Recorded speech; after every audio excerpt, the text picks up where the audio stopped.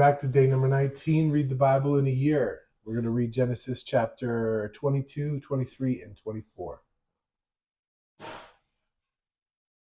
Genesis chapter 22. Sometime later, God tested Abraham. He said to him, "Abraham." "Here I am," he replied. Then God said, "Take your son, your only son, whom you love, Isaac, and go to the region of Moriah.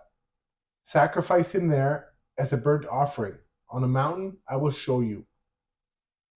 Early the next morning, Abraham got up and loaded his donkey. He took with him 2 of his servants and his son Isaac. When he had cut enough wood for the burnt offering, he set out for the place God had told him about. On the 3rd day, Abraham looked up and saw the place in the distance. He said to his servants, "Stay here with the donkey while I and the boy go over there. We will worship, and then we will come back to you." Abraham took the wood for the burnt offering and placed it on his son Isaac, and he himself carried the fire and the knife. As the 2 of them went on together, Isaac spoke up and said to his father, "Abraham." "Father." "Yes, my son," Abraham replied. "The fire and wood are here," Isaac said, "but where is the lamb for the burnt offering?" Abraham answered, "God himself will provide the lamb for the burnt offering, my son." And the 2 of them went on together. When they reached the place God had told him about, Abraham built an altar there and arranged the wood on it. He bound his son Isaac and laid him on the altar on top of the wood. Then he reached out his hand and took the knife to slay his son.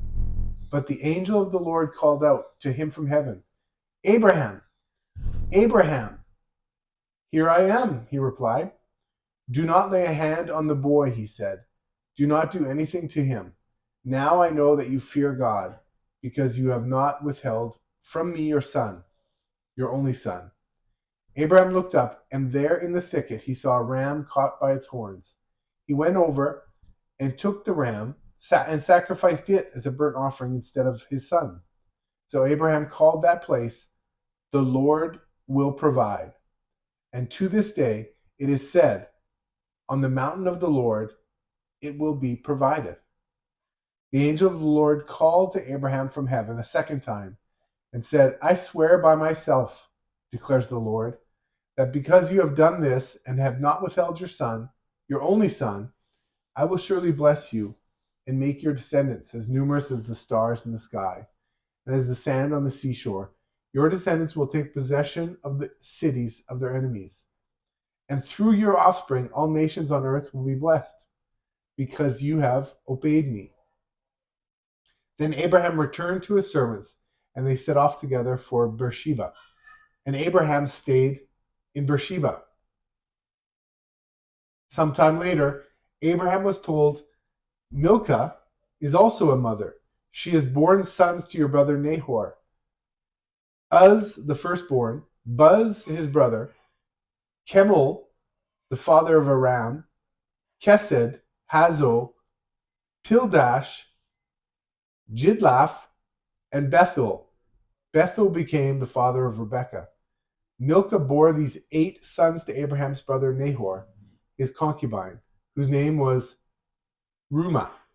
Also had sons, Teba, Gaham, Tahash, and Makkah. Genesis 23. Sarah lived to be 127 years old. She died at Kiriath Arba, that is Hebron, in the land of Canaan, and Abraham went to mourn for Sarah and to weep over her. Then Abraham rose from beside his dead wife and spoke to the Hittites. He said, "I am a foreigner and a stranger among you. Sell me some property for a burial site here so I can bury my dead." The Hittites replied to Abraham, "Sir, listen to us. You are a mighty prince among us. Bury your dead in the choicest of our tombs. None of us will refuse you his tomb for burying your dead." Then Abraham rose and bowed down before the people of the land, the Hittites.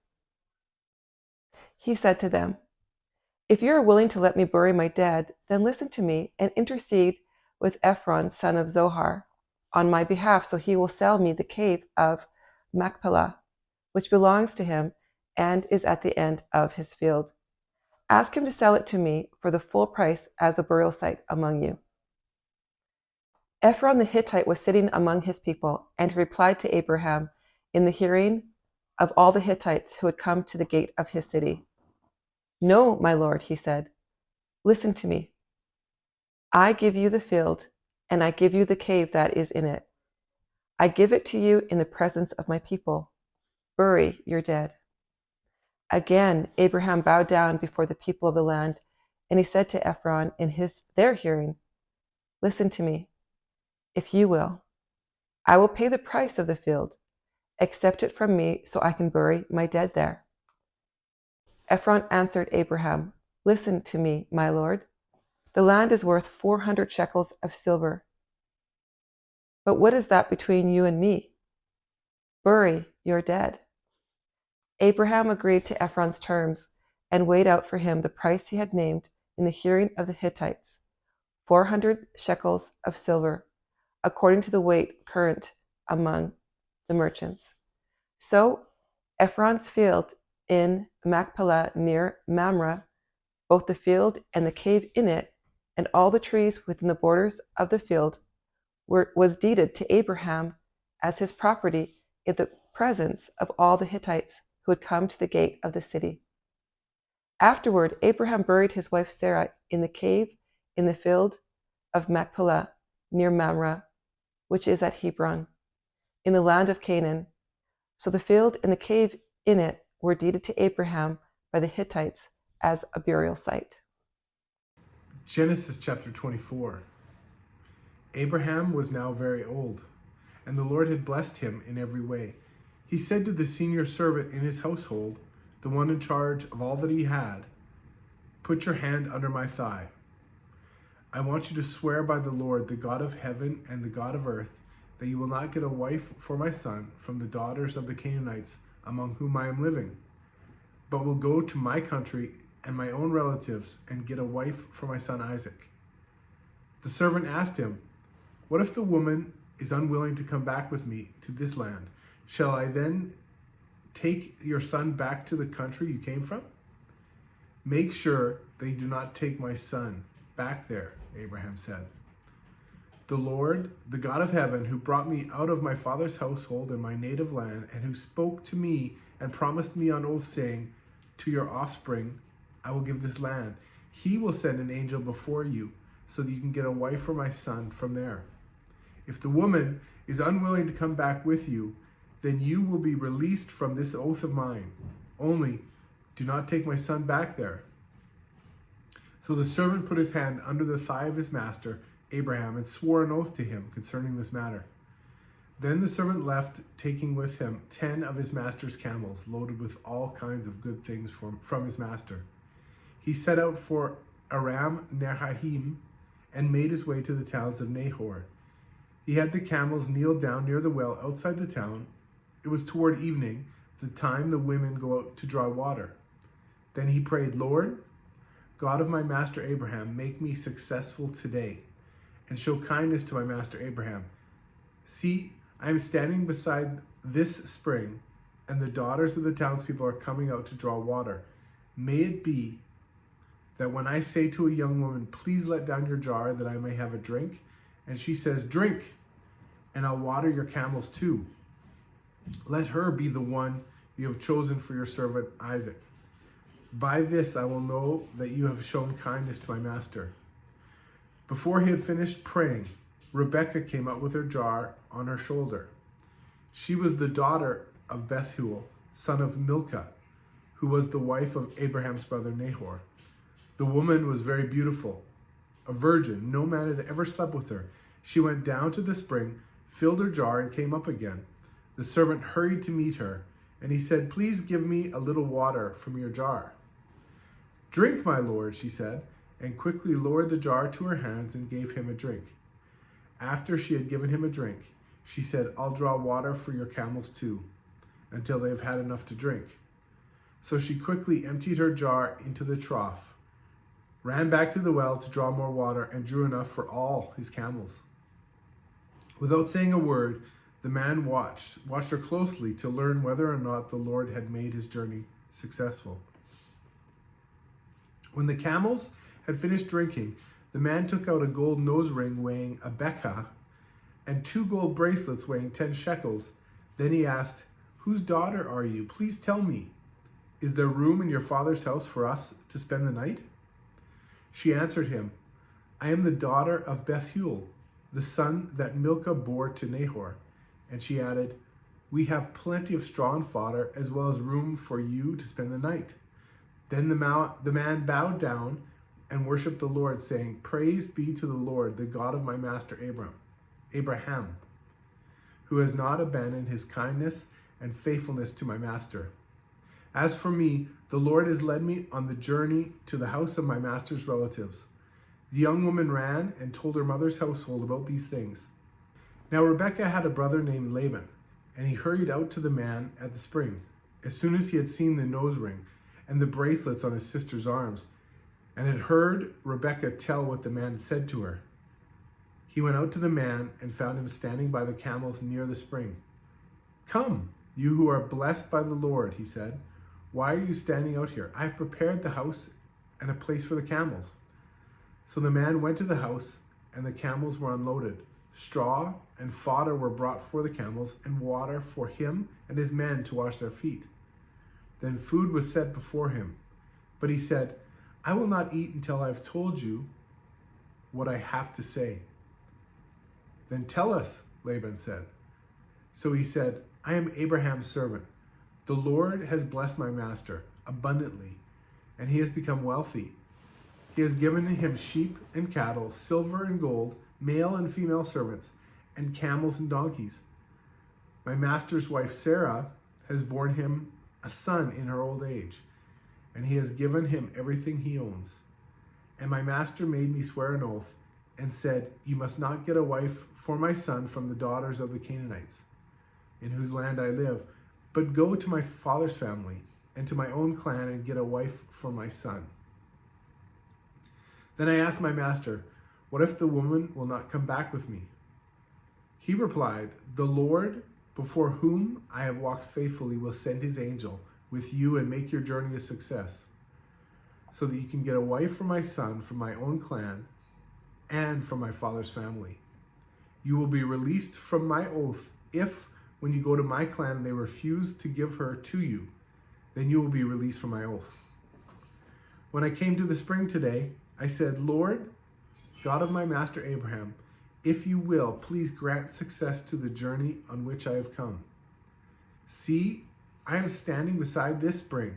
If a young woman comes out to draw water and I say to her, "Please let me drink a little water from your jar," and if she says to me, "Drink, and I will draw water for your camels too," let her be the one the Lord has chosen for my master's son."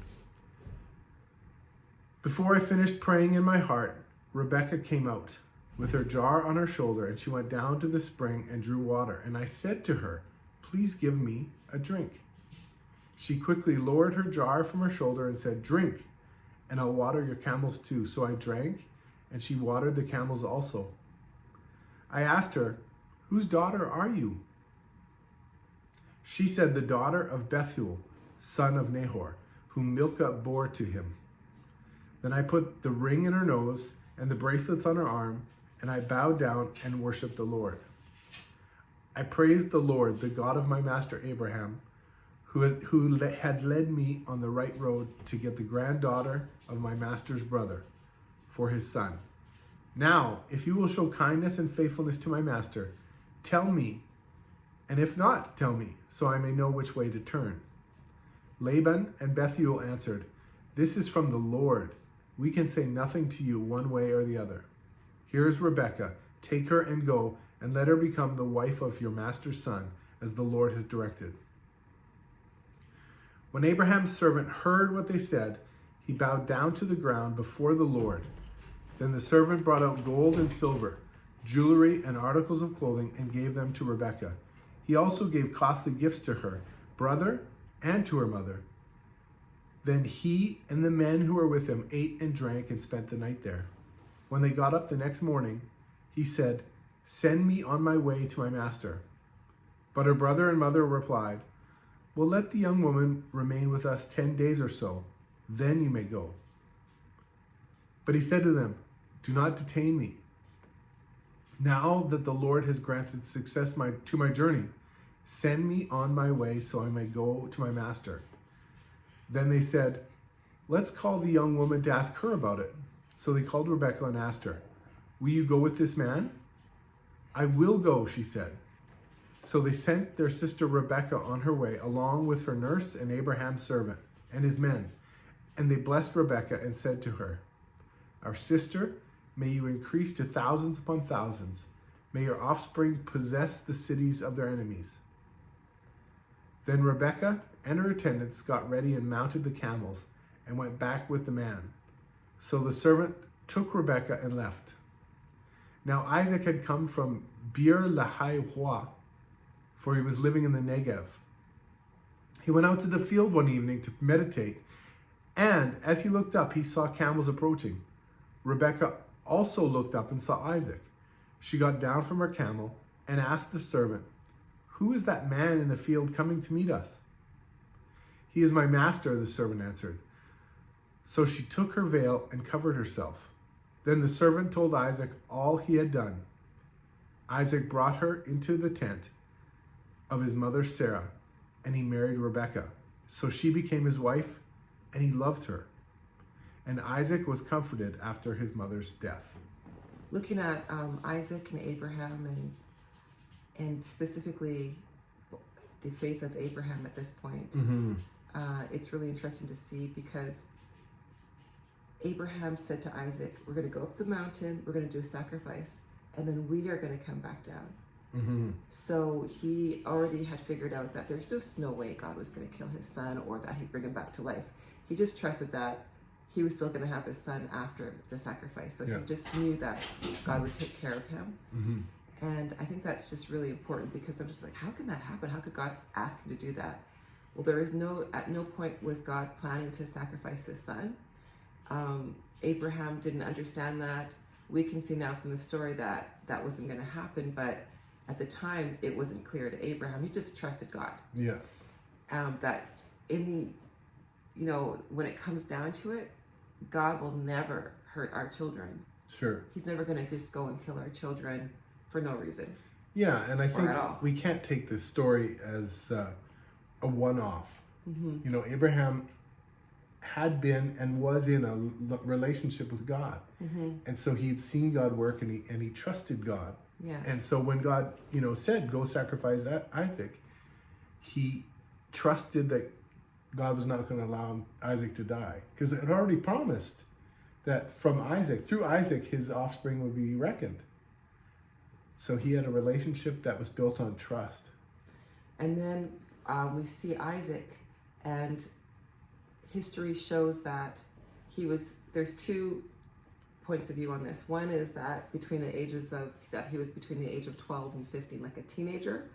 And then there's kind of a Jewish oral tradition that believes that he was around 37 years old. Wow. But all we know is that for sure he was old enough to carry the wood. That's what we see from the Bible. That he was old enough to carry a lot of wood, enough for a sacrifice, which it's not a couple of logs. We're talking about a huge amount of wood he would have had to use in order to have enough fire to do the sacrifice. And wood's heavy.